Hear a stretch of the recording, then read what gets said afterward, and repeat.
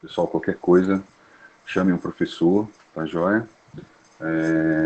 Ou pode abrir o microfone, fica à vontade, tá? A aula é nossa, não tem problema algum. Então vamos lá. Qual é a nossa ideia de hoje? Qual é o objetivo da nossa aula de hoje? É mostrar o quanto a mídia, tá certo? Aí a gente está falando de mídia agora, são ferramentas de comunicação, né? São importantes, tanto de forma positiva quanto negativa, para a construção daquilo que a gente chama então de sistema de saúde ou a saúde, né? Para levar o indivíduo à saúde ou manter o indivíduo à saúde. Então hoje, quando a gente fala de mídia, a gente também está falando das redes sociais. Antigamente se falava apenas da televisão, rádio, jornais e tudo mais. Hoje, é óbvio, né? Nós temos então aí as redes sociais são muito importantes. Então, o quanto uma palestra, o quanto a atividade do profissional da área de saúde é afetada positivamente e negativamente por essas ferramentas de comunicação, né? Tanto mídias sociais quanto as próprias mídias mais tradicionais e também as redes sociais, né? Que hoje são muito importantes. Então vamos dar uma olhadinha, vamos ver como é que isso acontece, quais fatores são importantes e muito influenciadores nesse processo e como a gente pode, de alguma forma, utilizar essas ferramentas a nosso favor. Tá? Então, hoje a gente usa muito pouco a nosso favor algumas ferramentas de marketing que são importantes para que a gente possa, então, gerar ferramentas de saúde, né, que levem a população e a nossa comunidade à saúde. Vamos dar uma olhadinha como é que isso acontece? Vamos falar um pouquinho sobre educação, né, no sentido mais amplo da palavra. Então, a primeira educação, vamos dizer assim, o primeiro sistema de educação, o conceito de educação que a gente acaba, de alguma forma, tendo contato, é o que a gente chama, então, de educação familiar. Então, na nossa primeira infância, que são nos passados ali algumas informações que vão ser importantes para toda a nossa vida, né? Então, grande parte daqueles valores e princípios que a gente vai carregar durante toda a nossa vida, elas são de alguma forma fomentados e apresentados num conceito que a gente chama de educação familiar, tá certo? Então, nem sempre essa educação familiar ela vai ser ministrada num lar tradicional, né? Com pai, mãe. Não, o que a gente está falando de educação familiar seria realmente aquela educação estabelecida na primeira infância, no que a gente chama de educação pré-escolar, né? Então, dependendo da configuração familiar que essa pessoa tenha, pode ser também uma educação que vai ser co-ministrada com a família em uma instituição, por exemplo, como creches, né, ou berçários, enfim, seria aquela educação gerada na primeira infância do indivíduo. E essa educação, como o professor falou, ela é muito importante, porque ela vai permear toda a vida desse indivíduo, né? Ela vai construir pilares e princípios e valores que vão ser importantes durante toda a vida desse indivíduo, né? E esses valores e esses princípios têm que ser, de alguma forma, levados em consideração quando a gente acaba, enquanto profissional da área de saúde, trabalhando a educação em saúde com esses indivíduos. Né? Então é importante a gente respeitar esses princípios, respeitar esses valores, porque esse indivíduo, de alguma forma, está marcado por esses valores e princípios durante toda a sua vida. É óbvio que a gente está falando aqui que eles não podem ser imutáveis. Eles não são imutáveis, eles podem ser, de alguma forma, trabalhados e melhorados, evidentemente. Mas é necessário que, no primeiro momento, o educador em saúde ele saiba que respeitar esses princípios e valores que foram passados nessa primeira infância, né, para que ele possa ter um diálogo mais aberto, para que ele possa ter uma forma mais amigável de se comunicar, enfim, de trocar saberes com esse indivíduo. Né? Então a gente tem que ter muito cuidado em relação a isso. Primeiro, conhecer os valores e princípios daquela população, daquele indivíduo, para que a gente possa acessar esse indivíduo e trocar, né, conhecimentos com esse indivíduo de forma mais facilitada.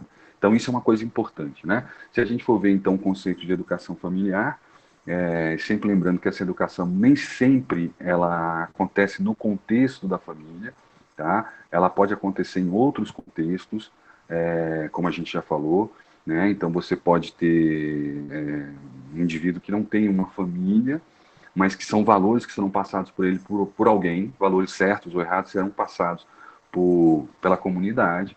e seriam, então, esses conhecimentos adquiridos na primeira infância, que a gente vai chamar de idade pré-escolar, tá certo? Que seria ali de 0 até em torno de 7 anos, né? São valores, ideias, conceitos, princípios que vão, de alguma forma, marcar esse indivíduo, né? De forma positiva ou negativa também.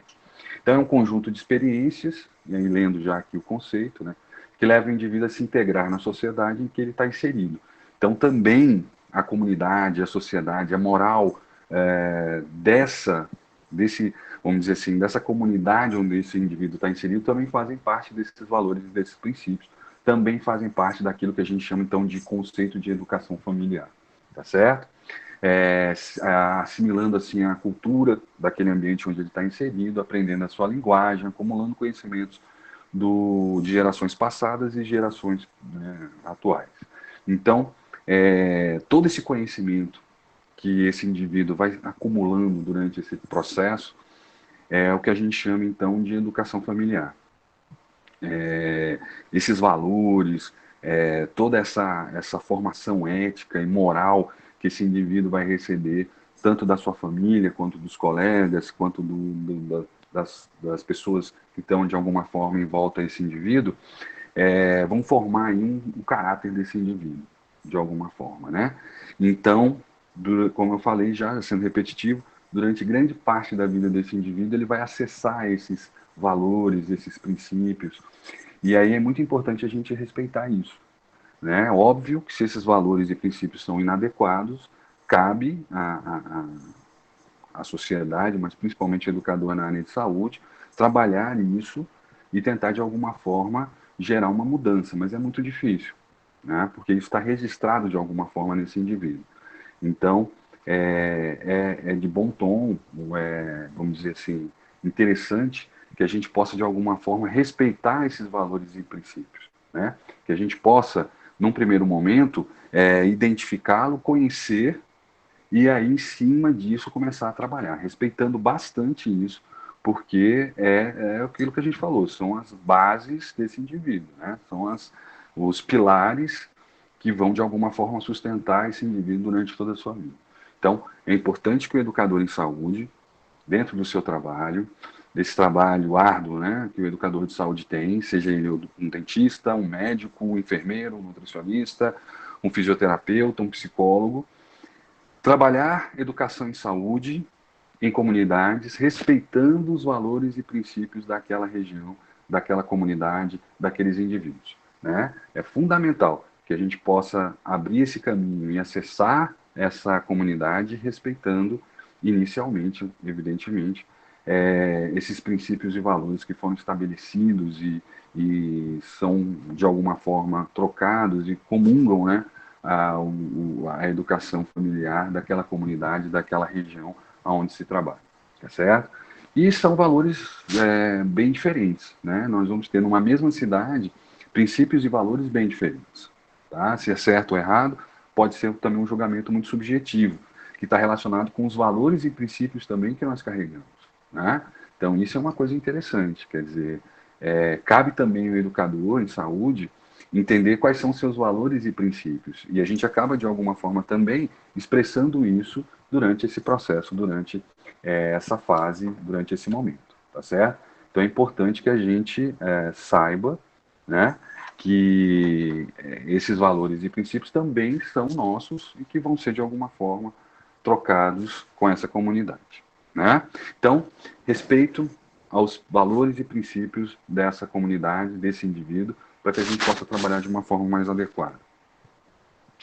Depois é bem provável que esse indivíduo passe para uma outra forma e sistematização de conhecimento, que é chamado de educação acadêmica, né?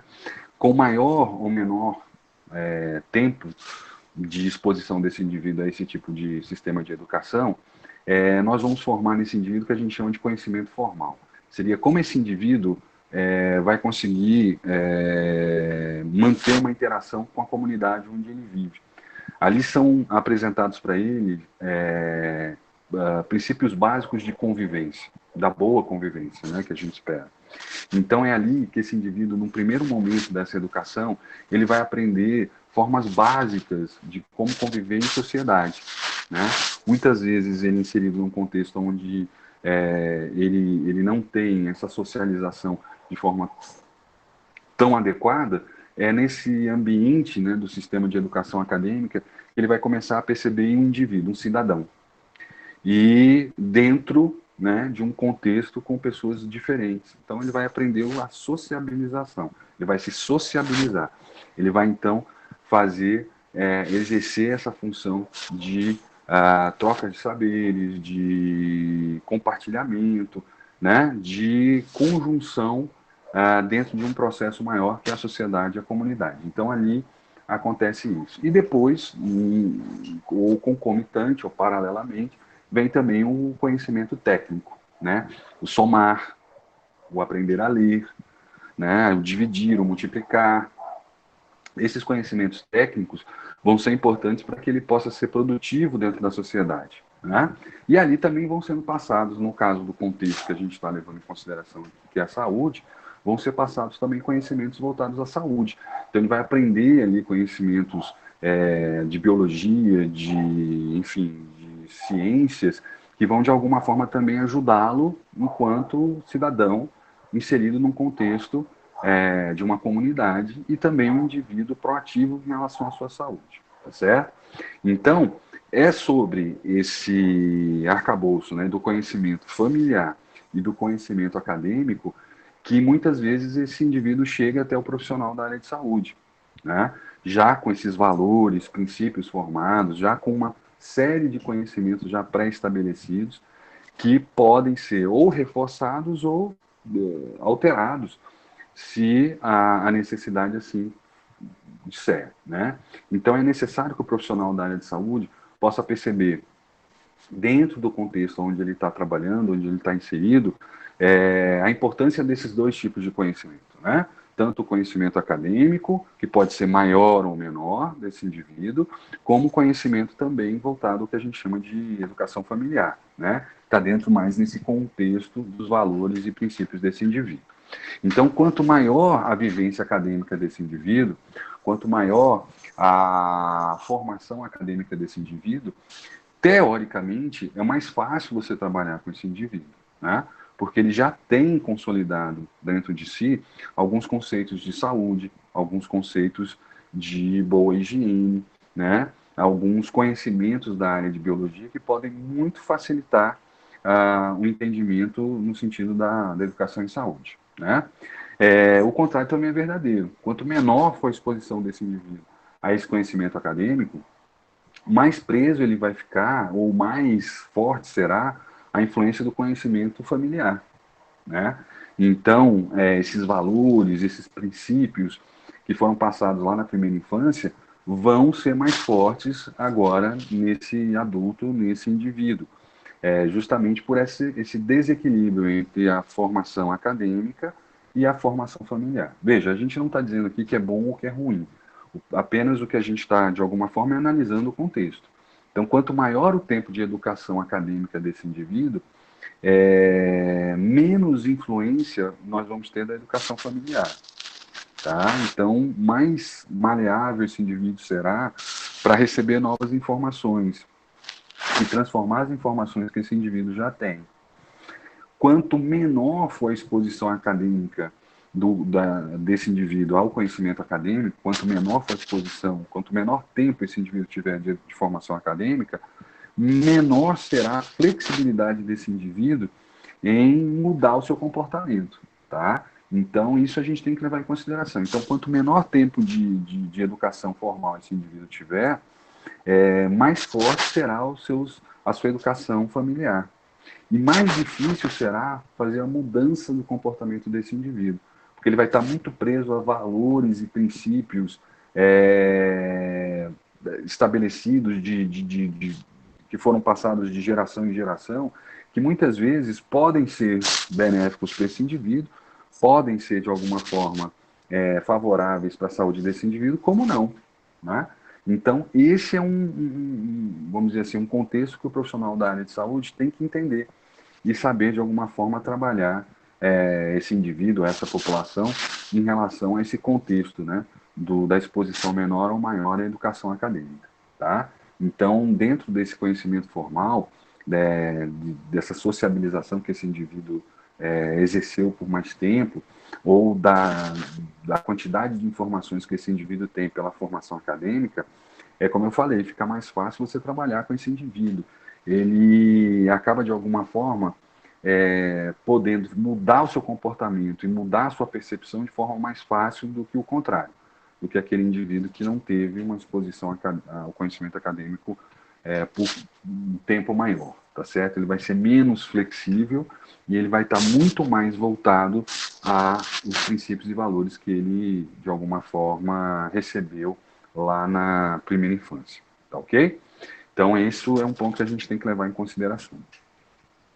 Falando um pouquinho de Paulo Freire, eu sei que não está muito na moda hoje em dia, mas, bem, enfim, para a educação é sempre importante, brasileira, é sempre importante a gente citar Paulo Freire. Enfim, vamos lá. Então, Paulo Freire, a educação deve ser uma relação prazerosa entre o educando e o educador, né? Dentro de um espaço e tempo do tema a ser conhecido, tomando como um novo conhecimento. Então, quando você trabalha com educação, é importante você conhecer a pessoa que você vai, de alguma forma, educar. Então, quando a gente fala de educação e saúde, a gente precisa conhecer muito bem a comunidade que a gente vai trabalhar, as pessoas que fazem parte dessa comunidade e o indivíduo que vai ser trabalhado. Né? Então, seja de forma individualizada ou coletiva, é importante que a gente conheça muito bem aquele indivíduo e aquela população que nós vamos trabalhar. Tá certo? Porque senão você não consegue estabelecer uma relação prazerosa. Educação está ligado, está essencialmente ligado à capacidade de gerar relações. Né? Isso o Paulo Freire já colocava e é verdade.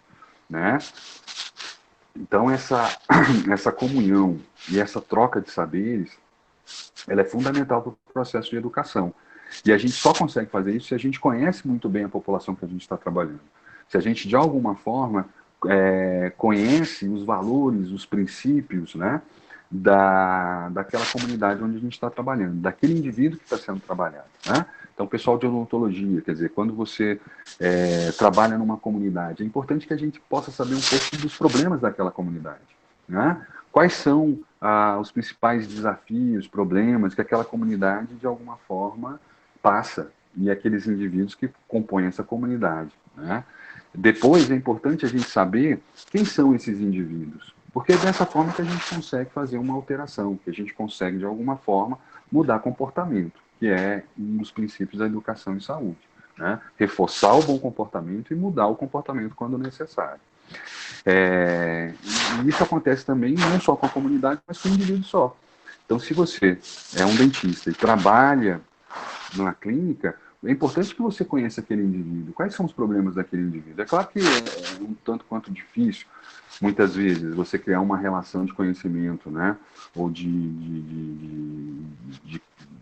conhecimento do paciente que você vai trabalhar. Mas quanto mais a gente conhece aquele indivíduo, mais a gente conhece a comunidade onde aquele indivíduo está inserido, mais fácil é a gente mudar o comportamento dele. Mais fácil é a gente inserir naquele indivíduo um posicionamento mais adequado em relação à saúde.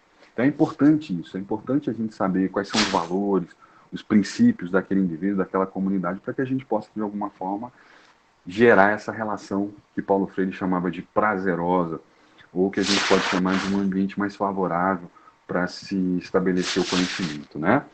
E é também conhecendo não só o tempo e o espaço, quer dizer, quais são os problemas daquela comunidade, quais são os desafios daquela comunidade, quais são os desafios de hoje que aquela comunidade passa, né?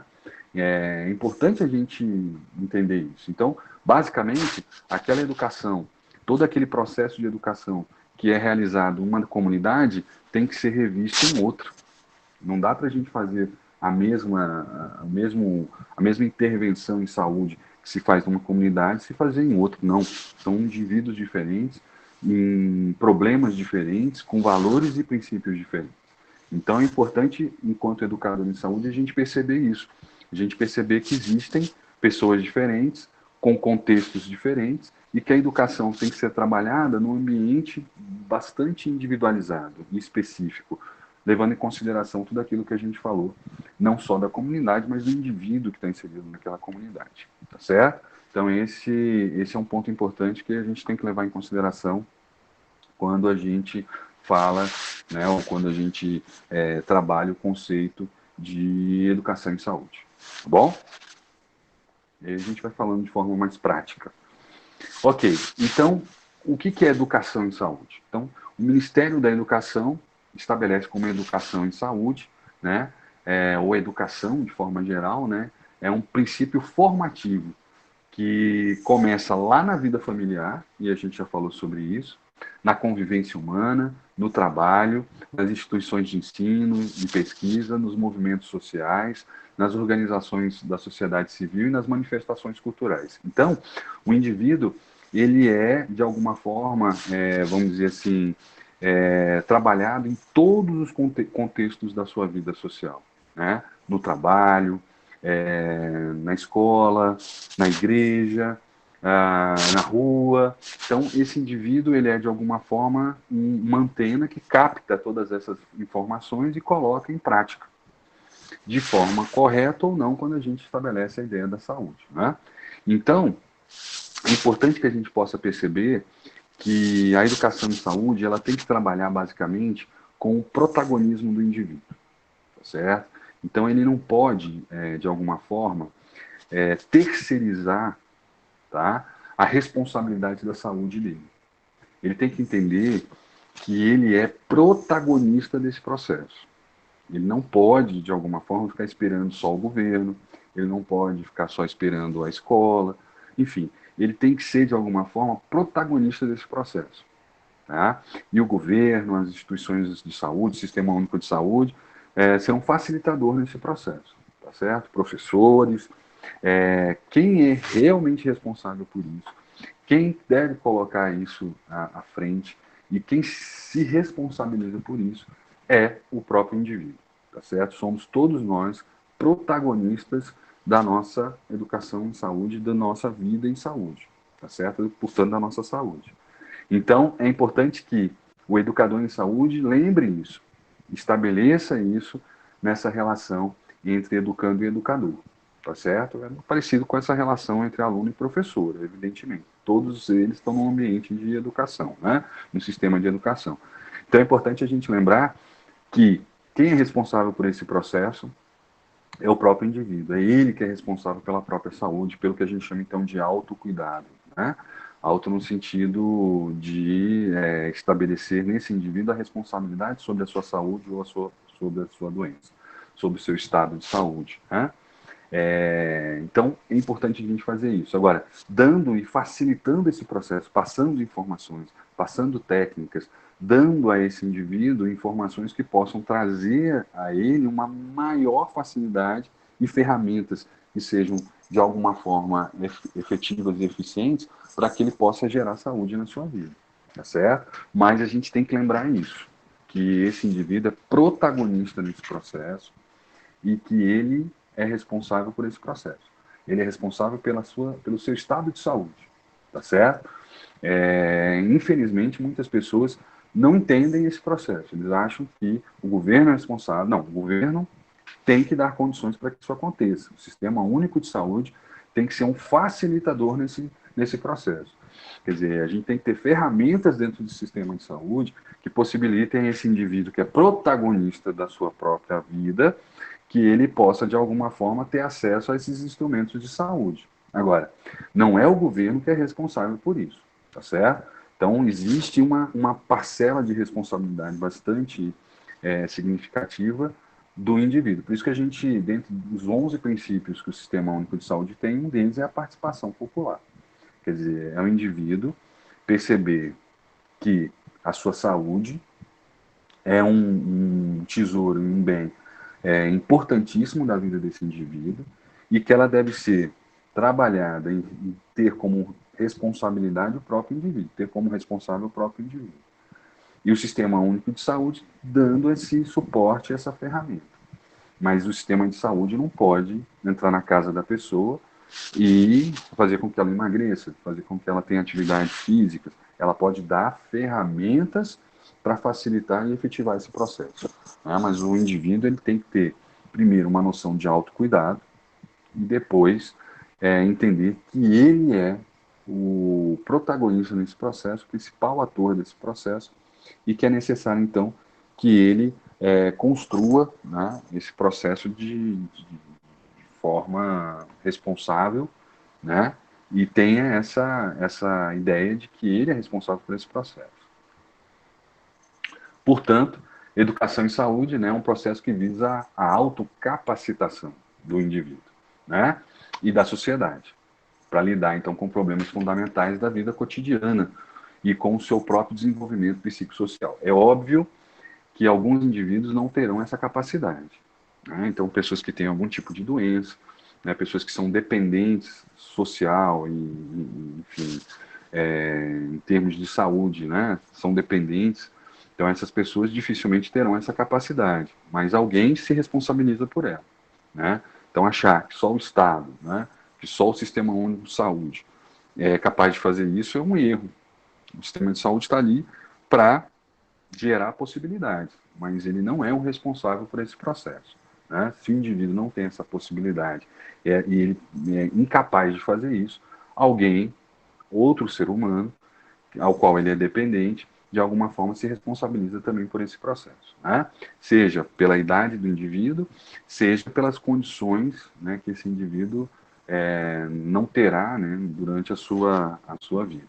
Então é necessário a gente perceber isso, que o Sistema Único de Saúde é um facilitador desse processo. É apenas uma ferramenta para levar a esse processo de saúde. Mas o indivíduo é responsável por isso, né? Cada um de nós é responsável por isso e responsável por aquelas pessoas que são dependentes, temporariamente ou de forma mais perene.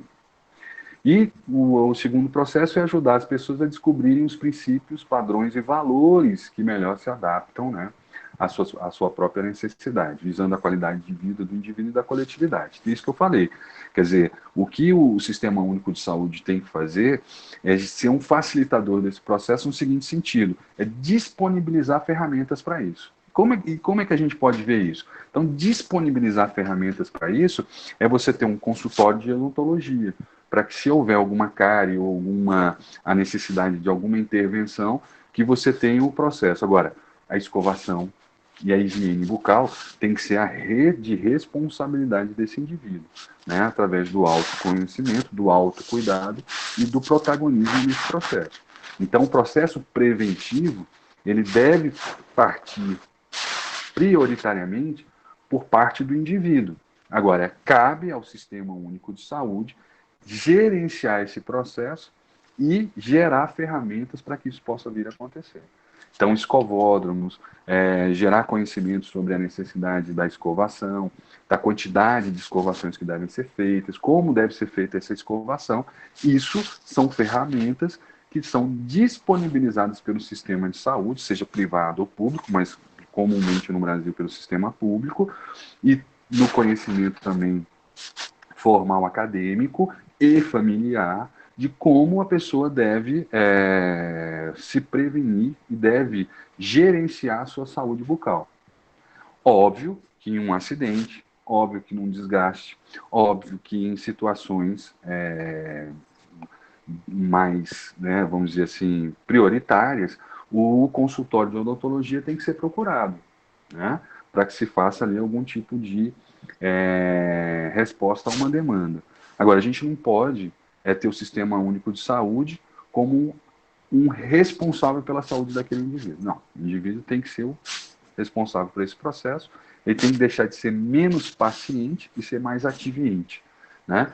Ser menos, vamos dizer assim, um gerador desse processo e ser mais um gestor desse processo. Então é isso que é necessário a gente entender, né? E aí passa a responsabilidade para esse indivíduo, passa a responsabilidade para quem é responsável por esse indivíduo. Né? O sistema gera essas possibilidades e deve gerar essas ferramentas. A gente sabe que pela sobrecarga do sistema, nem sempre essas ferramentas vão estar disponíveis para todos ao mesmo tempo, à mesma hora. Mas é necessário que, com o processo de autocuidado, com o processo de protagonismo de saúde, a gente vai diminuindo essa demanda por esse serviço, né? E essa oferta ser cada vez maior. O que nós temos hoje é apenas a procura pela consequência desse processo, que é o tratamento dentário para se fazer procedimentos que poderiam ter sido prevenidos num determinado momento. E isso sobrecarrega esse sistema. Não adianta você colocar mais consultórios, você contratar mais dentistas, é óbvio que isso vai ter que acontecer, mas esse não deve ser a única resposta do processo. A gente também tem que ter a responsabilidade da comunidade, do indivíduo, do paciente dentro desse processo. E é isso que é o grande objetivo quando a gente fala de educação em saúde. Então, toda vez que a gente fala em saúde coletiva e a gente fala em educação em saúde coletiva, o principal ponto que a gente tem que ter, muito mais do que passar alguma informação, muito mais do que fazer essa troca de saberes, é construir naqueles indivíduos, é construir naquela comunidade, é construir no indivíduo a responsabilidade desse processo, o autocuidado e o protagonismo naquele processo, tá certo? É mostrar para ele que, se ele se alimentar de forma inadequada, as consequências desse processo vão ser de alguma forma tratadas e monitoradas pelo Sistema Único de Saúde. Mas quem é responsável por isso é o próprio indivíduo, né? São as escolhas e atitudes que esse indivíduo tem. Então, o sistema tem que, de alguma forma, gerar o que é certo e o que é errado, e esse indivíduo, com esse conhecimento, fazer escolhas mais adequadas, gerar um hábito de vida mais adequado, tá certo? Então, é por aí que a gente, de alguma forma, equaliza esse processo. E aí, dentro daquele outro princípio também importante do Sistema Único de Saúde, que é a equidade, é dar mais atenção a populações onde esse processo vai acontecer de forma mais lenta e de forma mais econômica, dar mais condições e mais recursos àquela comunidade onde esse processo vai acontecer de forma mais lenta. Onde a educação formal ela não foi feita de forma adequada e esse indivíduo vai ter maior dificuldade de gerar autocuidado e de gerar o seu protagonismo, né? Então, aí é que outro princípio do SUS, que nós vimos em aulas anteriores e em disciplinas anteriores, faz todo sentido, que é o sentido da equidade, né? Então, em alguns lugares, o educador em saúde vai ser menos requisitado e em alguns lugares ele vai ser extremamente requisitado, justamente para equalizar esse gap, né, entre a educação formal e a educação familiar, né? Então, é necessário que a gente, de alguma forma, possa entender que em alguns lugares a educação em saúde ela vai ser mais prioritária. Em outros lugares, ela vai ser só um reforço, ou vai trazer alguma ideia nova, ou vai gerar alguma ferramenta nova. Mas em outros locais, ela será de fundamental importância, porque vai ser a primeira vez que aquele indivíduo vai ouvir falar sobre aquilo, é a primeira vez que aquele indivíduo vai trabalhar essa ferramenta de saúde. Então, é isso que faz parte, então, do nosso sistema, né? A possibilidade de gerar equidade no trato, né? E na forma de lidar com a comunidade.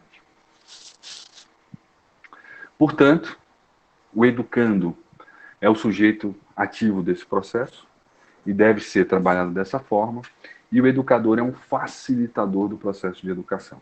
Quer dizer, quem é responsável não é o educador, é o educando, né?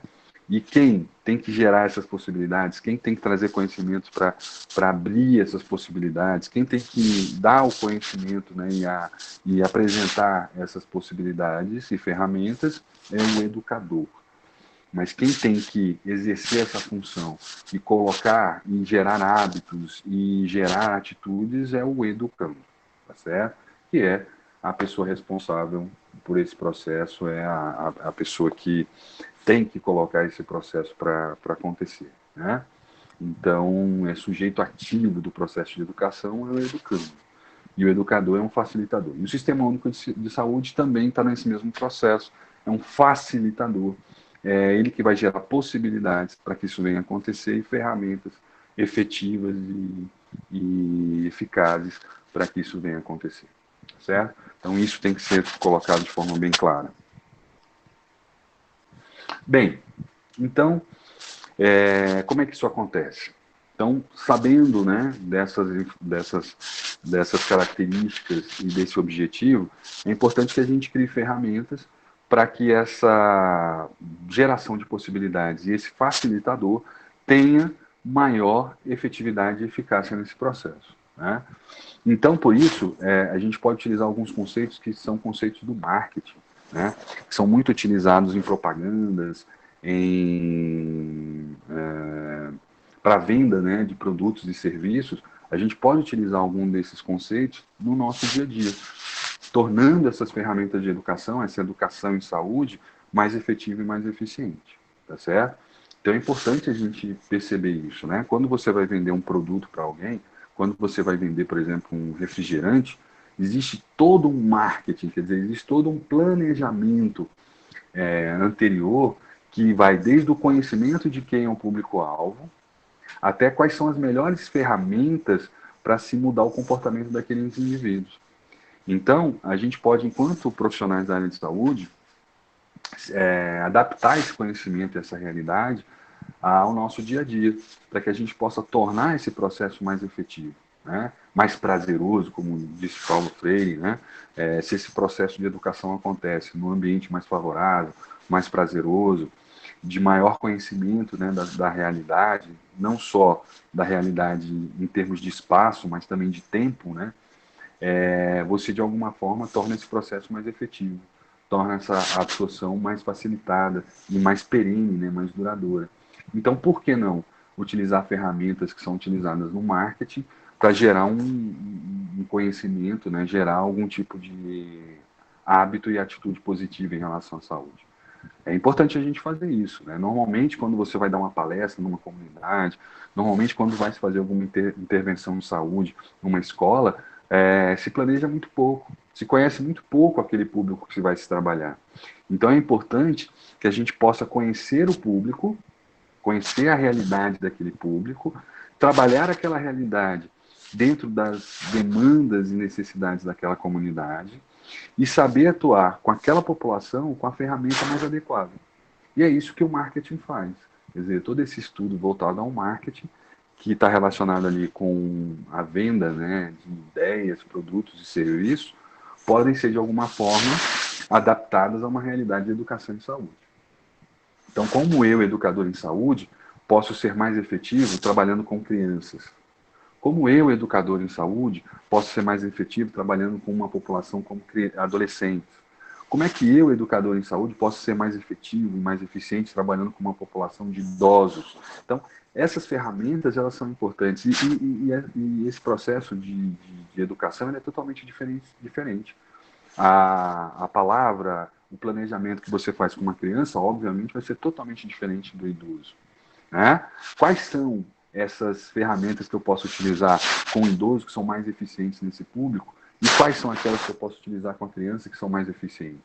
Então, conhecer essas ferramentas de educação para que você possa ser um facilitador mais efetivo e mais eficiente é fundamental. E aí a gente pode utilizar algumas ferramentas do marketing para nos ajudar nesse sentido, né? Que são nada mais que estratégias que vão ser utilizadas tanto no início, na elaboração desse processo, como também em todas as metodologias que vão ser utilizadas e estratégias que vão ser utilizadas para se passar essa informação. Então, a primeira coisa que a gente tem que fazer, que a gente já viu, é conhecer princípios e valores dessa população, conhecer essa população como um todo, qual o nível de conhecimento em termos de saúde que essa população tem e quais são os problemas que essa população passa em termos de tempo e espaço. Quer dizer, quais são os problemas que essa população passa hoje e o que os nossos, né, a nossa realidade interfere dentro dessa população, né, o que a gente chama de tempo e espaço, ok? Então, para isso, é necessário conhecer toda essa estrutura e, ao conhecer a estrutura, formar um planejamento, uma metodologia, uma estratégia de saúde, de educação em saúde, para se trabalhar com essas populações. Então, primeira coisa, quando for fazer um trabalho de intervenção em saúde, você primeiro tem que conhecer aquela população, conhecer as necessidades e problemas daquela população e depois desenvolver ferramentas de educação que são mais adequadas para aquela população.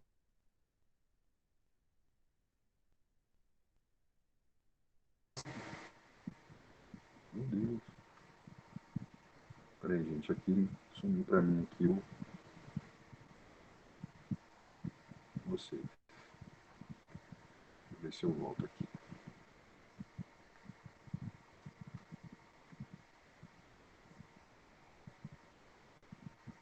Joia. Acho que voltei, né? Então, é saber trabalhar, então, com esse processo, né? Quais são as ferramentas que eu vou utilizar, acadêmicas ou de educação, que são mais adequadas? É uma roda de conversa? É o teatrinho? Será que o teatrinho é adequado para se trabalhar com adultos? Pode ser, com adolescentes, com crianças. Será que a roda de conversa é mais efetiva com crianças ou com idosos? Né? Então você tem várias ferramentas, e a gente vai ver isso não na aula de hoje, mas quando a gente for falar de tecnologia do cuidar, nós vamos ver as possibilidades de ferramentas que a gente pode utilizar. Aquelas que são mais eficientes com crianças e aquelas que são mais eficientes com adultos, idosos, mulheres, enfim. A gente vai ver tudo isso. O que cabe agora é a gente perceber que o que a gente fala, então, em relação à educação e saúde, é a necessidade da gente mudar comportamento. É construir mudanças psicológicas que possam gerar mudança de comportamento.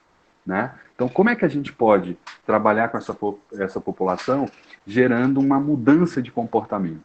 Como é que a gente pode trabalhar com essa população, criando nessa população uma necessidade diferente, as necessidades diferentes daquelas que já eram, de alguma forma, trabalhadas por aquela população? Como é que a gente pode gerar novas possibilidades dentro daquela comunidade? Então, toda vez que a gente gera mudanças psicológicas, a gente gera mudança de comportamento. É isso que é importante para a gente. E é isso também que, de alguma forma, o marketing faz. Né? Quando ele gera uma propaganda, o que ele quer, na verdade, é gerar mudança de comportamento. É fazer com que você deixe de comprar um determinado produto para comprar aquele produto. Né? É você trabalhar a questão psicológica do seu cliente, né, do seu paciente, do seu educando, para que ele possa, então, mudar, gerar mudanças comportamentais. Né? Gerar mudanças psicológicas para gerar mudanças comportamentais. Então, é isso que é o mais importante. Né? É você realmente conhecer o seu público e saber usar as ferramentas mais adequadas para aquele público. E aí, no caso do marketing, ele utiliza a propaganda para isso. No caso da educação em saúde, o que nós utilizamos são as palestras, né? São as intervenções em saúde, tá certo? Então, é através dessas intervenções em saúde que nós fazemos, então, a transmissão do conhecimento. É que nós, de alguma forma, utilizamos essa ferramenta para gerar mudança de comportamento. Né? No caso do marketing, a propaganda é que faz isso. Seja ela escrita, falada, ou televisionada, ou enfim, áudio e vídeo, é a propaganda que faz essa transmissão, né, do objetivo, ou transmite o objetivo daquilo que se quer fazer. No caso nosso, né, que são o educador em saúde, o que a gente então tem como forma de se passar essas informações são através das intervenções em saúde. Então, escovódromo, uma palestra, um vídeo, né? Uma intervenção no YouTube, uma intervenção, né? Um áudio, um vídeo que se passa no Instagram ou no WhatsApp, são formas de se passar esse conhecimento, são instrumentos, né? Mais adequados ou menos adequados para se trabalhar com essa população. Né? Então, qual a mídia? Qual a ferramenta de educação mais adequada para aquela população? Então, para idosos, será que é o WhatsApp? Será que é o rádio? Será que é a televisão? Será que é o jornal? Qual é o veículo de comunicação mais adequado para aquela população? Para adultos, será que é o WhatsApp? É o Facebook? É o Instagram? É o jornal? É o rádio? Para populações rurais, qual é o veículo de comunicação mais eficiente e efetivo? É o rádio, é o WhatsApp, é o Instagram, é o Facebook, são todos eles juntos? Para populações urbanas, qual é a ferramenta mais adequada? Para crianças, né, qual é a ferramenta de educação mais adequada? Então, para que a gente possa entender isso e escolher essa estratégia, essa metodologia, a gente precisa conhecer a população, né? Conhecer o contexto de tempo e espaço daquela população para que a gente possa ser mais efetivo possível. Então, foi aquilo tudo que a gente já falou em momentos anteriores, né? E a mensagem, né? A gente chama aqui mensagem publicitária, mas a mensagem em saúde ou conteúdo em saúde é ele que de alguma forma vai passar esse preceito, vai passar, né, esse conteúdo e essas informações. Então é importante que a gente possa escolher que tipo de terminologia a gente vai utilizar. É uma terminologia mais técnica? Será que numa população, numa comunidade, é interessante utilizar uma terminologia mais técnica ou mais popular? Será que é mais interessante utilizar palavras mais formais ou mais informais? Numa população mais escolarizada, ou até mesmo numa população de profissionais da área de saúde, será que a minha forma de me comunicar, ou a linguagem que eu vou utilizar, ela tem que ser mais técnica ou menos técnica? Eu tenho que utilizar uma terminologia mais formal ou informal, tá certo? Então, são essas ferramentas que vão gerar a transmissão da informação, que são mais efetivas ou menos efetivas. E o importante dentro do processo de educação em saúde é a gente escolher as ferramentas mais corretas, né? Então, quem vai passar essa informação, como vai ser passada, qual o tempo, quais são qual o tipo de linguagem que a gente vai utilizar, tudo isso, de alguma forma, é fundamental para que a gente possa chegar mais facilmente a esse indivíduo, né? Que a gente possa gerar o processo de absorção de conhecimento. É isso que interessa. Não adianta você dar uma palestra e não gerar absorção de conhecimento. Não gerar mudança de comportamento, mudança de hábito, né? Então, é isso que a gente tem que levar em consideração quando se fala em educação e saúde. E aí, nós vamos utilizar registros tanto linguísticos quanto registros icônicos, né? Então, é necessário, nesse processo de educação, que a gente possa ter uma fala, que a gente vai chamar então de registros linguísticos, né, que sejam adequados àquela população, como a gente já falou, quer dizer, em termos que sejam mais palatáveis àquela população que a gente está trabalhando, que sejam mais acessíveis àquela população que a gente está trabalhando, mas também é necessário que a gente use registros icônicos, desenhos, gráficos, imagens, fotos, que a gente possa reforçar esse conhecimento.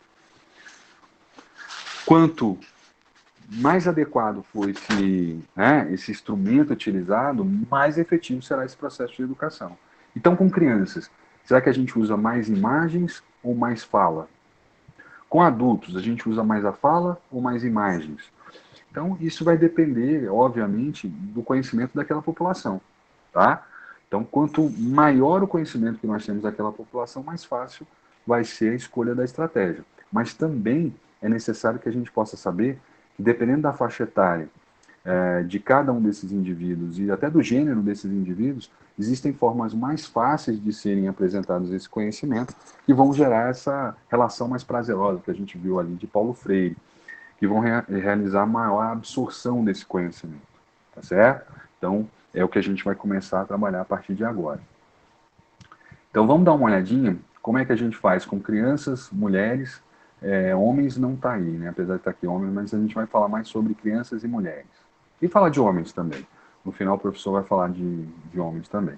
Mas crianças, mulheres e homens são iguais. Quer dizer, quando eu construo e planejo uma intervenção em saúde, será que eu vou usar as mesmas ferramentas que eu uso para uma mulher, eu vou usar para os homens?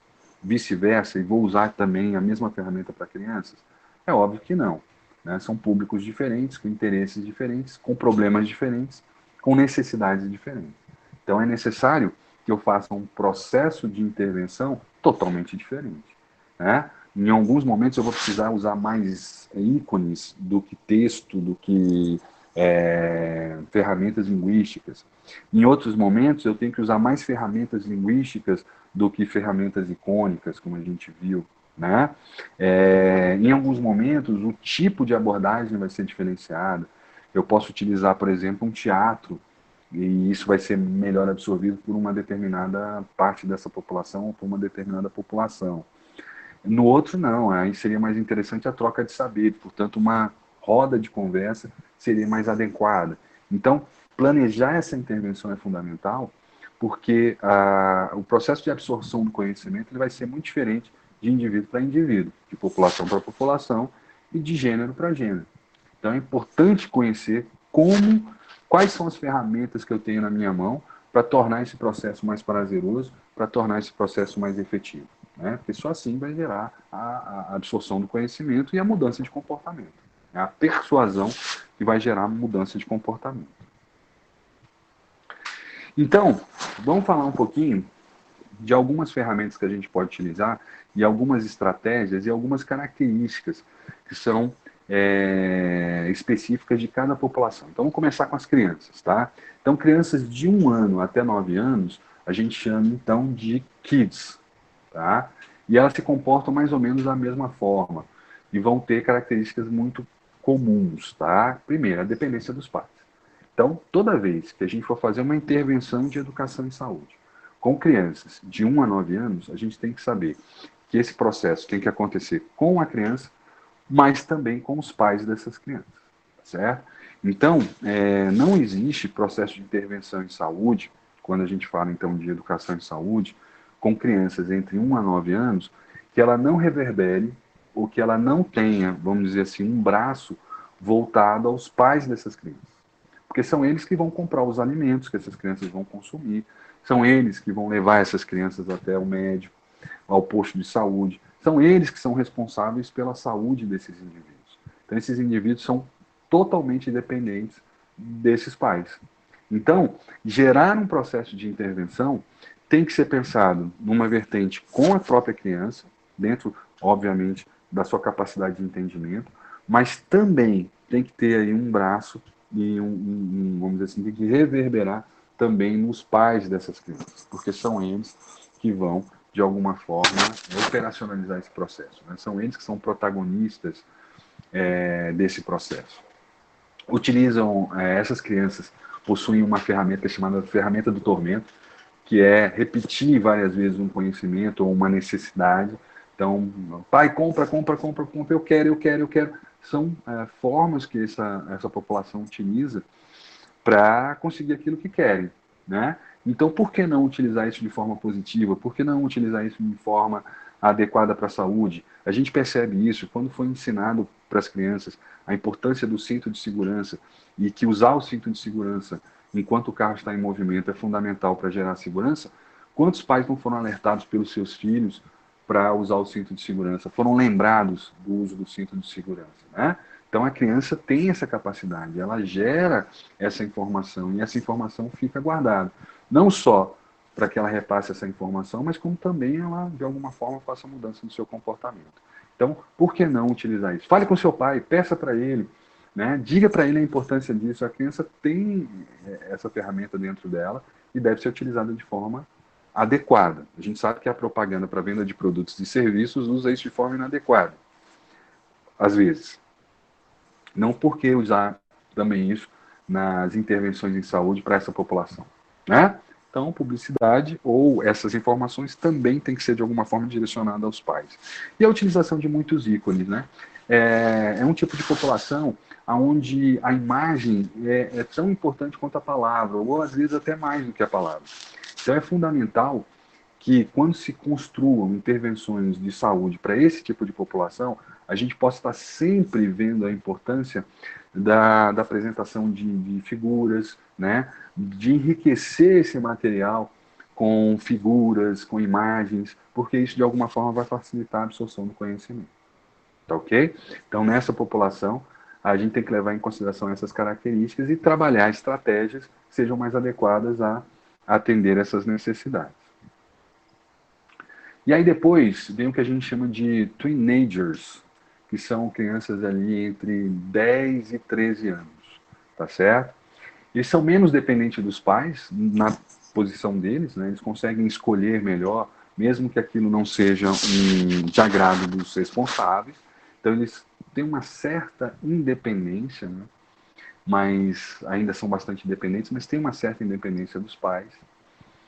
Sempre vão valorizar o conhecimento de pessoas mais velhas do que essa população, né, de 10 a 13 anos, mas também não muito mais velhos. Então, por exemplo, indivíduos de 14 a 18 anos são muito influenciadores nessa população. Acima disso, já perde um pouco mais da influência. Até pessoas mais velhas vão ter menos influência sobre essa população. Mas indivíduos mais velhos, mas não tão mais velhos, são grandes influenciadores dessa população. Então é muito comum a gente ver na propaganda, né, de produtos e serviços nas mídias, como também nas redes sociais, pessoas mais velhas influenciando essa população. Então, indivíduos de 18, 19, 16, 17, 15, influenciando essa população de 10 a 13 anos. Tá certo? Eles têm uma maior... eles absorvem mais facilmente o conhecimento quando passado por esses indivíduos, né? A imagem é muito importante, então é importante também a gente trabalhar o contexto icônico, né? Então figuras, imagens, sempre que a gente for trabalhar com essa população, em palestras, escovódromo, enfim, de intervenções na área de saúde, é importante que a gente possa usar o texto, né? As ferramentas linguísticas, mas as ferramentas icônicas nessa população, como na anterior, são muito importantes, né? E eles não gostam de ser chamados de criança. Então a gente tem que tirar, desinfantilizar essa informação. A gente tem que, de alguma forma, para tornar essa informação mais eficiente e esse processo ser mais prazeroso e efetivo, a gente tem que levar em consideração que eles não gostam de ser chamados de crianças, que eles não gostam, de alguma forma, de ter referências a um ambiente mais infantilizado, mais infantil. Certo? Então, muitas figuras, mas não infantilizadas, não mais infantis, figuras mais adolescentes, mais próximas do tempo e espaço deles. E aí você tem, então, uma outra população, que tem outras características, seriam os teenagers, que são entre 14 e 17 anos. Tá? Então, aí uma independência maior ainda dos pais, quer dizer, fale com seu pai sabe, isso é muito ruim para essa população. Essa população está, num determinado momento, tentando se descolar das figuras paternas, né? Então, quanto menos referências em relação a isso a gente colocar nessa intervenção, mais efetivo será, mais prazerosa será essa relação em termos de tempo e espaço. Valorizam a moda, então é importante que a gente contextualize muito com o que está acontecendo agora, que a gente utilize referências muito atuais para que a gente possa, de alguma forma, gerar maior absorção do conhecimento, maior interesse por essa população. A imagem também é importante, então desde lá da primeira, de 1 ano até 17 anos, as figuras, a linguística icônica é importante, as ferramentas icônicas são importantes, né? Existem cores mais populares, como azul, rosa, laranja, vermelho e verde, e menos populares, que seria o branco, marrom e cinza. Quer dizer, essa é uma observação. Então veja que com essas informações, o marketing, os gestores de propaganda criam peças publicitárias para atingir esse público de forma mais efetiva e eficiente e gerar mudança de comportamento para venda, né, e consumo. Com essas informações é importante a gente criar, então, intervenções mais efetivas, tá certo? Usando essas ferramentas que são ferramentas já consagradas dentro do processo de marketing e propaganda. Lembrando, né, e aí a gente tem aqui um estudo de 2010, que foi feito na Universidade Católica de Brasília, que possibilitou a gente perceber que 26% das mães referem que seus filhos assistem TV e mídias sociais no final de semana durante o dia inteiro. Então, 26% dessa população declarou que as crianças estão expostas durante o dia inteiro, no sábado e no domingo, né? Às mídias sociais. Então, todas aquelas informações positivas ou negativas que são passadas pela televisão e pelas mídias sociais vão ser absorvidas por essas crianças durante o final de semana. Então, se a gente quiser fazer uma intervenção, se a gente quiser de alguma forma competir com essas informações, é importante que a gente lembre que o final de semana talvez seja o momento mais importante para se investir nisso. 54% das crianças analisadas assistiam TV e mídias sociais durante 3 horas por dia durante a semana.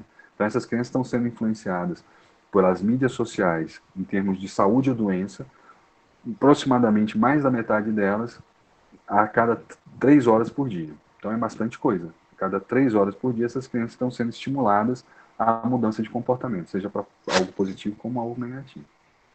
27% de todas as propagandas vinculadas na TV fechada, durante esse período, né, que foi feita a análise, tinham como produto a ser vendido refrigerantes doces e fast food, mais da metade, bebidas lácticas, 11%, pães e cereais, 7,9%, e legumes, carnes e frutas, só 9,3%. Então veja que produtos engordativos, né, produtos e serviços que levem à não saúde, à doença, são bastante corriqueiros e bastante observados nessas mídias sociais.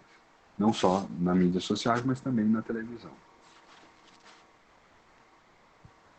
25% das propagandas vinculadas às crianças são da categoria de alimentos.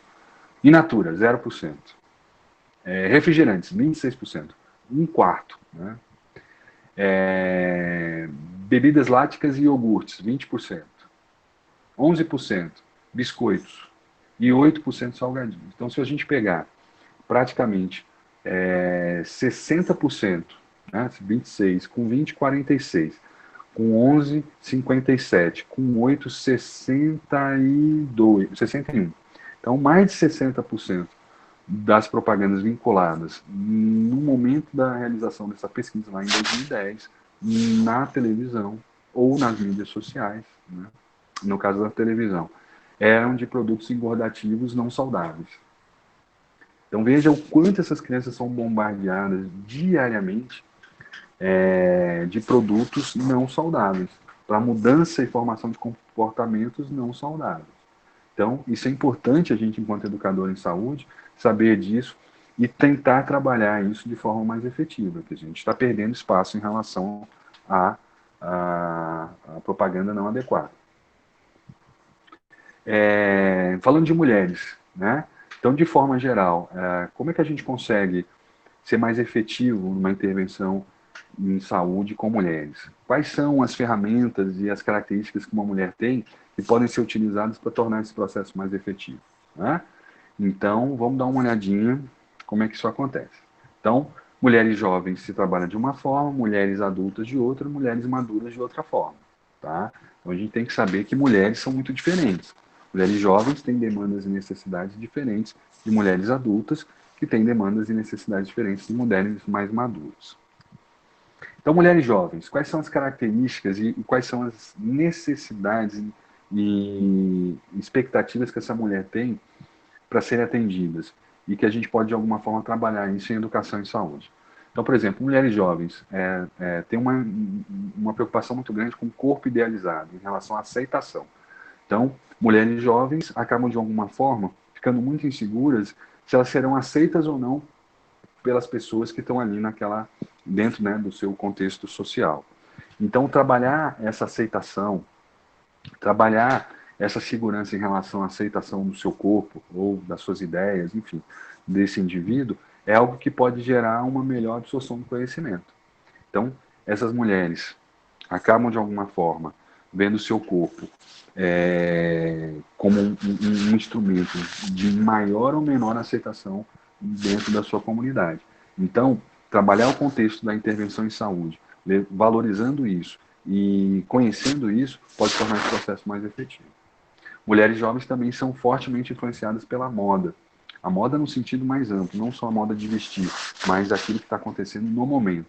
Então, para se fazer uma intervenção em saúde com mulheres jovens, é importante que as referências e a contextualização seja feita da forma mais atual possível. Né? E o foco na autoestima. Então, trabalhar esse indivíduo, a sua autoestima, e associar as informações de saúde à autoestima, à aceitação dessa mulher, geram um campo mais favorável e prazeroso de tempo e espaço, que vai gerar maior absorção dessa população, desse indivíduo. Tá certo? Então, acho que são ferramentas que a gente pode utilizar dentro da intervenção que tornam essa intervenção mais efetiva nessa população. Mulher adulta, ainda o corpo idealizado, porque a mulher é massacrada realmente nesse sentido do corpo, né? Agora, não mais para aceitação, porque ela já está mais segura, ela já se sente mais aceita nesse processo, mas ao sucesso profissional e pessoal. Então, muitas propagandas voltadas para esse tipo de população vão trabalhar com esse contexto, né? Um corpo mais adequado para que essa mulher tenha maior sucesso. Se ela não tiver esse corpo, ela não vai ter esse sucesso. Então, a gente pode trabalhar com isso de forma a reforçar ou até mesmo de quebrar esse paradigma, né? Mostrar para essa mulher que o seu corpo não está relacionado com a sua capacidade, que um corpo é uma parte desse processo, mas não é a parte mais importante, e sim a capacidade técnica, a inteligência que geram, né, esse sucesso profissional. Saúde, ela está bastante, tem bastante foco na saúde dela e da família, então ela se preocupa muito com a saúde da família. Então, se você vende um produto onde esse produto vai gerar uma saúde no ambiente familiar, a mulher vai se preocupar mais com isso, diferente do homem, né? Mulher adulta. Qualidade de vida está relacionado com a praticidade. Então, qualidade de vida para uma mulher adulta é praticidade.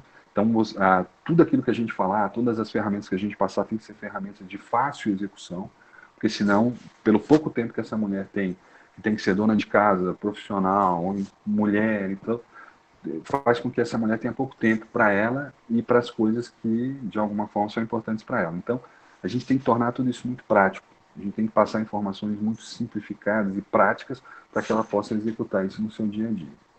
Sucesso profissional também está relacionado com a imagem de poder. Então, a gente pode ou fortalecer isso, se for interesse, ou quebrar esse paradigma, também faz parte disso, né? Quando a gente fala sobre a mudança de comportamento. E aí é importante a gente lembrar, quanto mais tempo de academia essa mulher tem, de educação acadêmica essa mulher tem, mais flexível ela será para a quebra de paradigmas. O contrário também é verdadeiro. Quanto menos tempo essa mulher tem de educação formal e mais educação familiar, mais difícil será a quebra de paradigmas, mais difícil será a gente mudar o comportamento e mudar, enfim, os princípios e valores dessa mulher, tá certo? Então isso a gente já viu em slides anteriores. E a mulher madura, também corpo idealizado, só que para longevidade. Quer dizer, essa mulher madura, ela está muito mais relacionada à idealização do corpo dela ser magra, fazer exercício e tudo mais, não para ser aceita, não para realização profissional, mas agora para longevidade. Essa mulher quer ficar mais tempo com qualidade de vida, ter mais tempo de qualidade de vida. A saúde também está muito relacionada com ela e com a família, então ela se preocupa com ela, mas também se preocupa com a família, com o esposo, com os filhos, com os netos, então tudo isso de alguma forma é o foco desse indivíduo.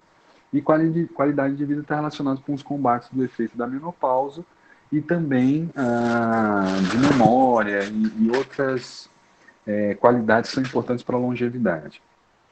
Então, realizar uma intervenção em saúde para mulheres maduras deve levar em consideração que essa mulher tem foco na saúde dela e da família, que ela está pensando na longevidade, em qualidade de vida para longevidade, e que é importante a gente passar algumas informações que vão gerar nessa longevidade uma maior qualidade de vida.